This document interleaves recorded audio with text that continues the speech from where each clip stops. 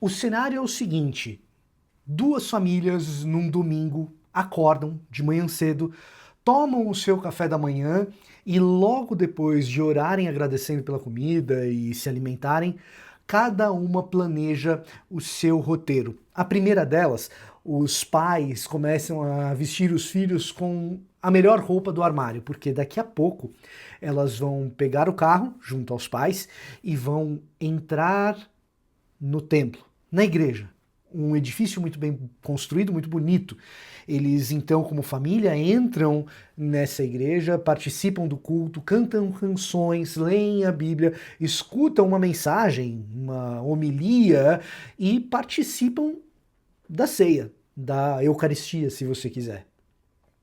O culto então termina e essa família volta para casa, sem grandes percalços. Uma segunda família, essa segunda família, ela também ora e termina o café da manhã. No lugar de planejar qual a roupa que os filhos vão vestir, eles planejam qual é o cômodo da sala de onde eles podem assistir a um culto transmitido na televisão ou, quem sabe, num telefone celular, de maneira que o volume não seja suficientemente alto para que os seus vizinhos escutem. E então eles assistem ao culto, louvam a Deus, celebram o nome de Jesus, choram, oram e seguem vivendo suas vidas cristãs. Duas famílias, ambas vivendo o cristianismo, ambas em solo iraniano. E no território do Irã, o cristianismo ele é assim. Ele é ambíguo, porque para uns ele é absolutamente permitido, até mesmo com cadeira no parlamento. Para outros, ele significa risco, risco de prisão e até mesmo, em raros casos hoje em dia, risco de pena de morte. O Irã entra no ano de 2026 não apenas sob grande ameaça bélica, como a gente está vendo, mas também como o 10º país no ranking de perseguição aos cristãos. A pergunta que a gente tem que se fazer, então, para entender a complexidade desse universo extremamente complexo, que é o Irã, inclusive no que diz respeito ao cristianismo, é por que há cristãos e cristãos, famílias e famílias, cristianismo permitido e cristianismo clandestino. E sim, as duas coisas existem em solo iraniano.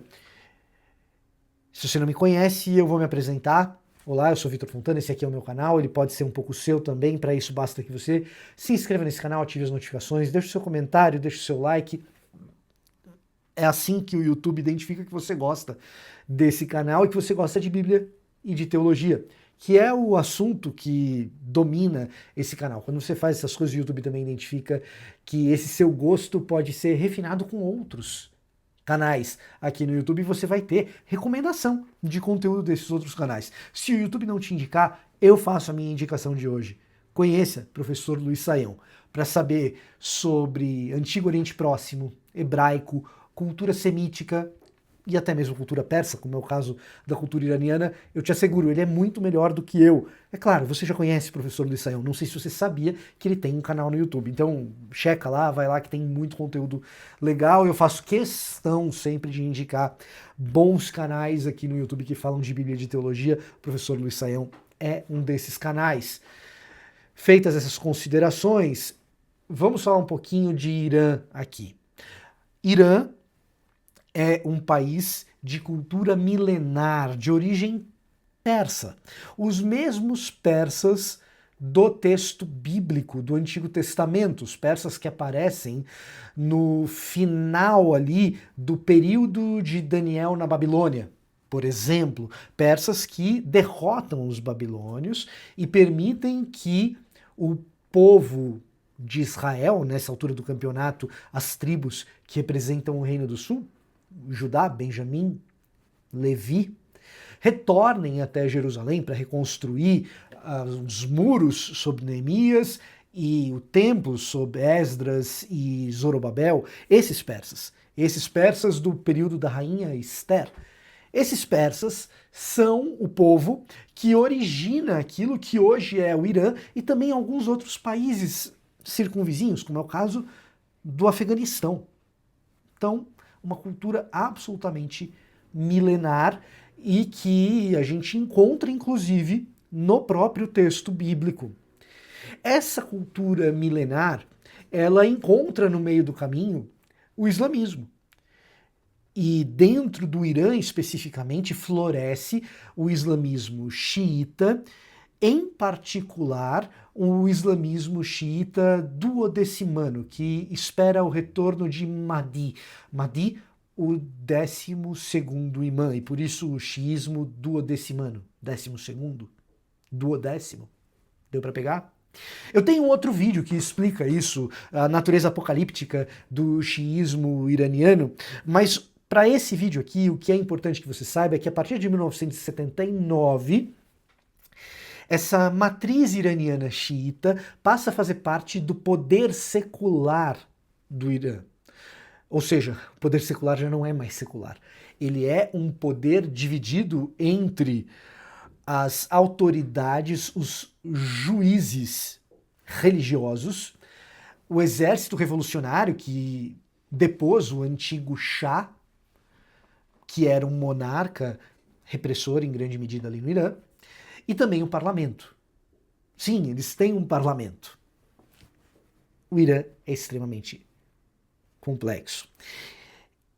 Parlamento, exército revolucionário, juízes religiosos, ayatolás, que são representantes da religião islâmica dentro do poder que dirige o Irã, todos eles formam um complexo, um conglomerado de poderes políticos que atuam para que o Irã funcione.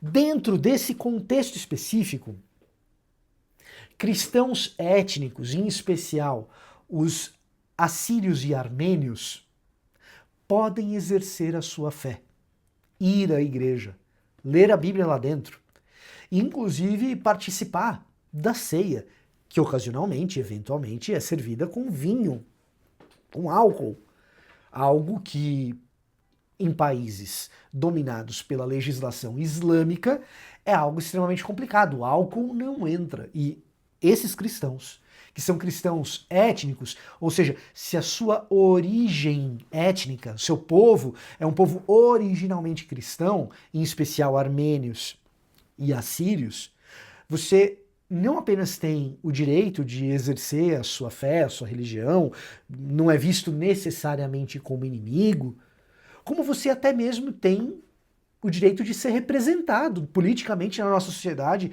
com uma bancada minoritária dentro daquele parlamento que tem um poder bastante limitado, dividindo o poder com esses outros agentes políticos que eu acabei de descrever. Bom, esse é mais ou menos um panorama muito superficial de como a coisa acontece dentro de um cristianismo oficial dentro do Irã.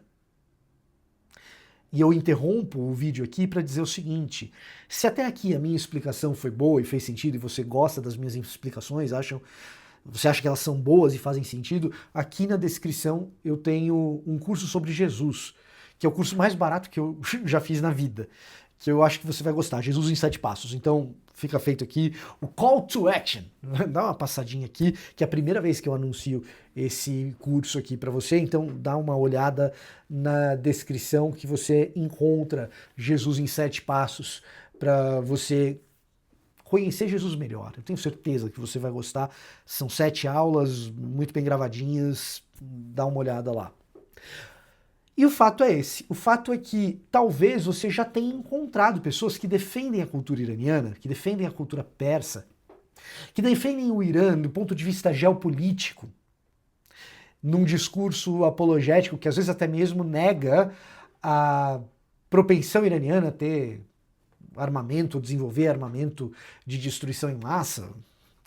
Não é o nosso foco aqui hoje, mas talvez você já tenha visto o conteúdo desse pessoal mostrando que sim, existe cristianismo no Irã, é possível ser cristão no Irã, e às vezes até mesmo dizendo que a perseguição a cristãos no Irã é exagerada, ela não existe, e aí o cara pega e mostra o vídeo de uma igreja, mostra o vídeo de gente lendo a Bíblia. O que às vezes esse criador de conteúdo não te conta ou não sabe é que esse cristianismo só é possível se você vem de um povo cuja origem já é cristã.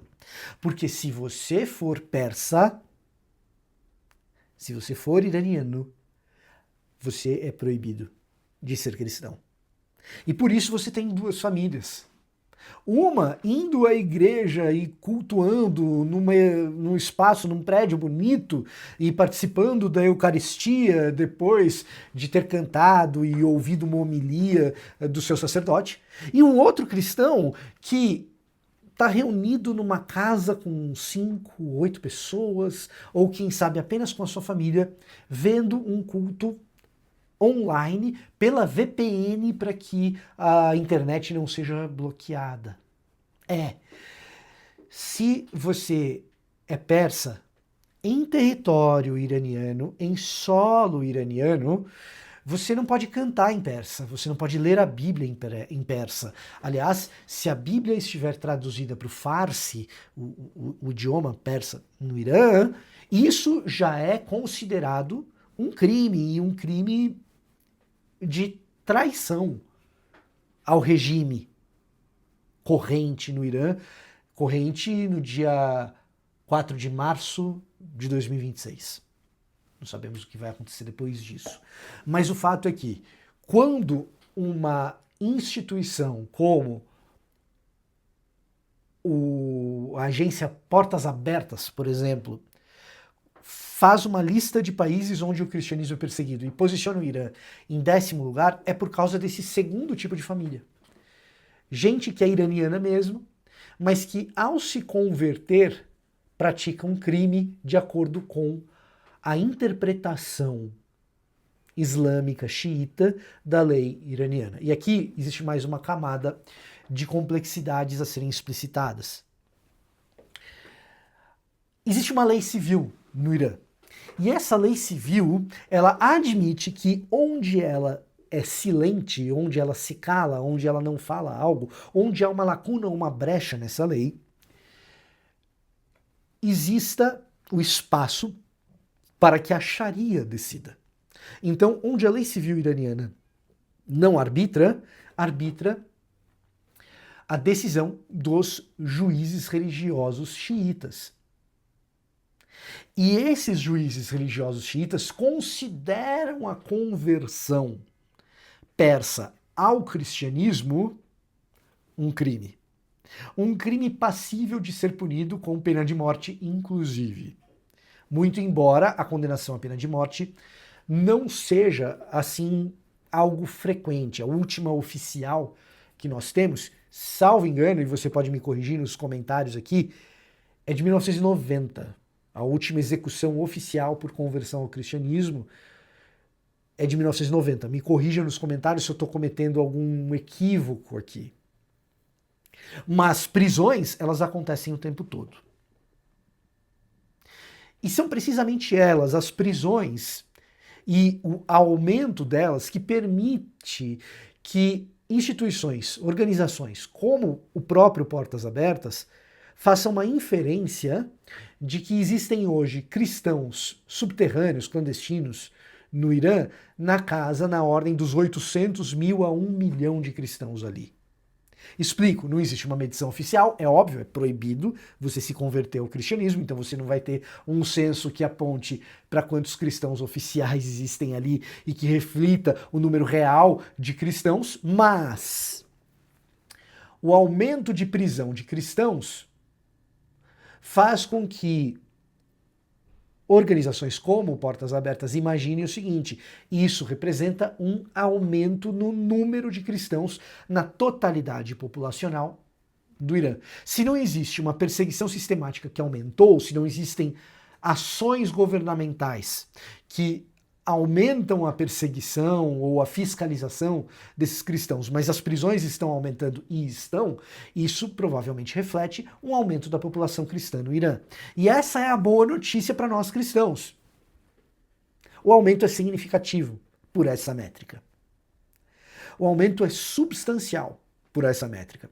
Alguns afirmam, e eu não tenho motivos para duvidar desses testemunhos de alguns irmãos missionários ali, que o Irã é o país que experimenta o crescimento de cristãos mais acelerado no mundo nos últimos anos.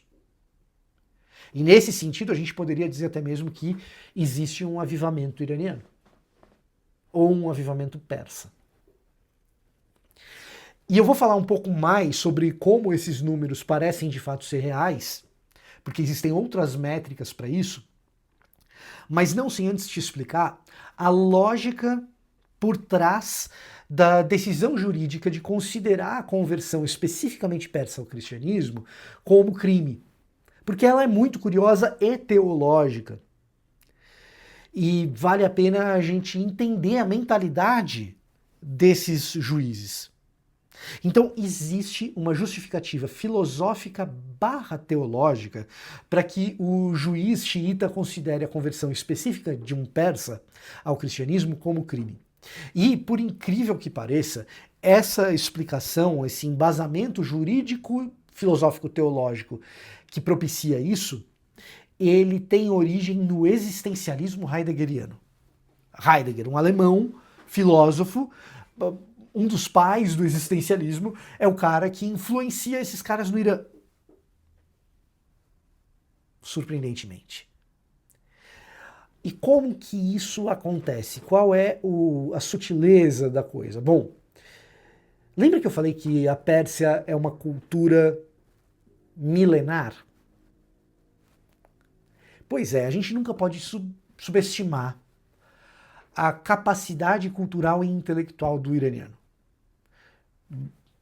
O clichê é olhar para o cinema, manifestação artística sofisticada, robusta, e que filme iraniano é filme cult, é filme de intelectual, é filme de gente que vai no Reserva Cultural quarta-feira às 2h30 da tarde.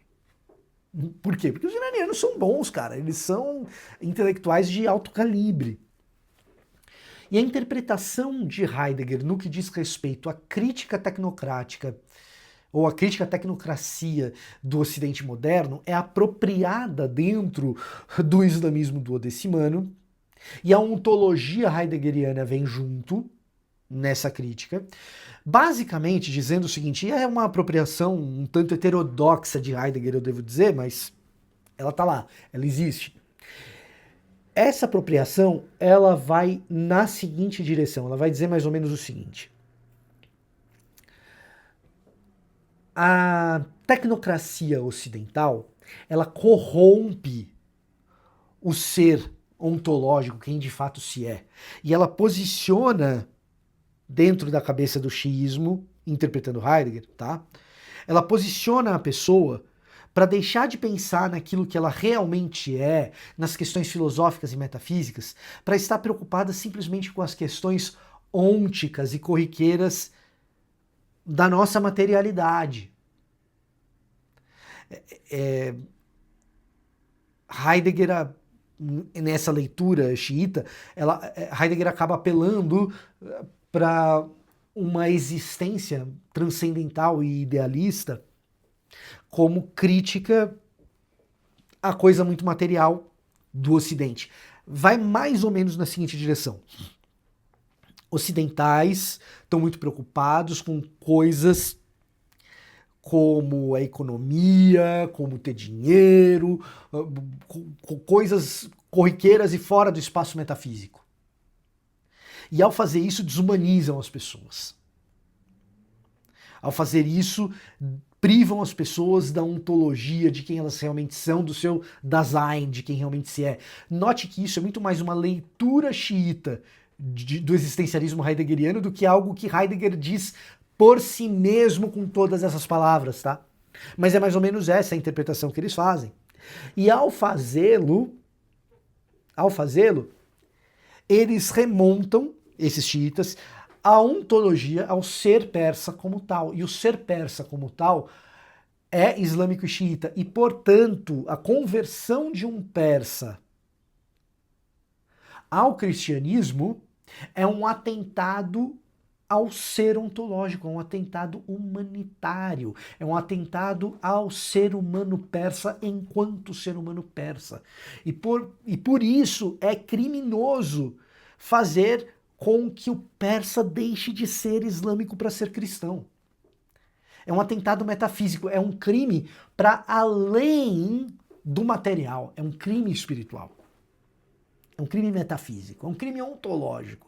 Essa é a lógica jurídica que faz com que, quando esse persa xiita islâmico olha pro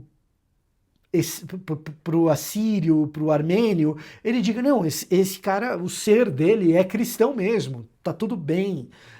O problema é quando o persa se permite ser corrompido pela ideologia ocidental a ponto de se transformar em cristão num atentado contra o seu próprio ser. E, portanto, crime. E isso faz com que seja muito importante para o missionário cristão persa, para o missionário cristão entre iranianos, produzir teologia e eclesiologia, jeito de adorar, jeito de se reunir, que seja culturalmente persa, linguisticamente persa. Daí que você vai ver, e estão viralizando alguns posts, de igrejas adorando meio que num worship mais ocidental do que isso impossível, mas em farsi, na língua persa. Agora, esses cultos que você vê em farsi, eles não são em solo iraniano. Em geral, quando você vê essa estética de mega igreja e o pessoal adorando em farsi e o divulgador do conteúdo fazendo questão de dizer que aquelas canções são em farsi, quando você vê essas peças de vídeo que estão viralizando por aí, de um avivamento persa e tal, isso é culto pro iraniano assistir online lá no Irã escondido, mas que é culto feito por persas, muitas vezes iranianos refugiados ou expatriados ou na diáspora, que estão muitas vezes, na maior parte do tempo, na Turquia ou em outros países fazendo culto em persa. Assim como aqui em São Paulo, por exemplo, num contexto completamente diferente, que não tem nada a ver com perseguição, mas você tem coreanos, chineses, japoneses fazendo seus cultos em coreano, em mandarim, em japonês. Você tem iranianos fazendo culto em persa ao redor do mundo e transmitindo esses cultos, e as pessoas assistindo isso online. Quando a gente pega a quantidade de pessoas assistindo isso online e o crescimento desses cultos online no Analytics do YouTube ou das outras plataformas de rede social, o número desse crescimento bate com o crescimento observado por portas abertas de prisões, etc. E, portanto, a gente é levado a crer que existe um crescimento real do cristianismo dentro do Irã. O que nos leva a pensar em muitas coisas. Primeiro, na segurança, não apenas dos nossos irmãos iranianos, mas dos iranianos de maneira geral, diante de um contexto de guerra, e por isso a gente tem que orar muito por eles. Mas também orar pelos nossos irmãos que estão lá, e orar por eles, inclusive, no que diz respeito à perseguição que eles sofrem. Agradecer pelo crescimento do cristianismo ali, então a oração ali é muito importante também. E, sobretudo, escutar o que esses irmãos iranianos têm a dizer à Igreja Ocidental. Porque eles têm uma ótica a respeito da visão do Evangelho, do que o Evangelho tem feito ali, que muito pode nos enriquecer. Ao escutar e ouvir essas conversões, a gente ouve algumas histórias extraordinárias, como gente que sonha com Jesus e se converte a partir daí, sem que haja qualquer intermediário ou missionário. O nosso exercício, portanto, de oração e de escuta é um exercício de fraternidade entre cristãos espalhados ao redor do globo e que são irmãos independentemente de etnia. É um cumprimento daquilo que a gente entende como central para o Evangelho, de que o reino de Deus e a mensagem de Jesus deve alcançar a gente de toda língua, toda tribo, todo povo, toda nação. Armênios, assírios, em território iraniano, mas também os persas que ali estão. Então, o Irã é essa coisa complexa que a gente vê, difícil, às vezes filosófica, com muita coisa para ser digerida e apaixonante nesse sentido. Ao mesmo tempo, algo que clama para que a gente esteja de joelho no chão, entendendo que é uma realidade muito dura, sem ingenuidade, sem ufanismo, mas com alegria diante do Senhor mesmo na dificuldade que eles enfrentam. O cristianismo cresce no Irã e isso é motivo de agradecimento diante do Senhor, diante de Deus. Eu acho que eu estou esquecendo de coisa, porque com certeza esse é um assunto que demanda muito tempo de conversa. Mas se a gente simplesmente lembrar de orar pelos nossos irmãos iranianos e entender que avivamento naquele contexto é diferente de um mero derramar sobrenatural, mas é, na verdade, muito mais do que isso, eu acho que a gente já vai ter excelentes motivos para participar da grande comissão ali, não apenas em oração, mas também em escuta e quem sabe até em ação. De repente você tem um chamado para lidar com isso em algum nível. Então fica feito o meu apelo aqui pela sua oração em direção aos nossos irmãos iranianos e também para que você compartilhe esse vídeo com quem você achar que pode edificar. O diálogo aqui está aberto, eventualmente existem coisas que podem ser acrescentadas, então se você discorda de alguma coisa que eu disse ou tem alguma informação que você gostaria de compartilhar ainda mais, eu peço encarecidamente que você deixe o seu comentário aqui nesse vídeo, ou até mesmo faz o react, pode me criticar, não tem problema nenhum, tem outros irmãos que já me criticaram por muito menos. Então, essa é apenas a minha maneira de tentar contribuir um pouquinho para um assunto que tem tantas camadas de complexidade. É isso? É isso. Dá uma passadinha aqui na descrição, dá uma olhadinha no Jesus em 7 Passos. Se você gostou desse vídeo, deixa o seu like. Esse era o meu recado para hoje. Eu vou ficando por aqui. Até a próxima.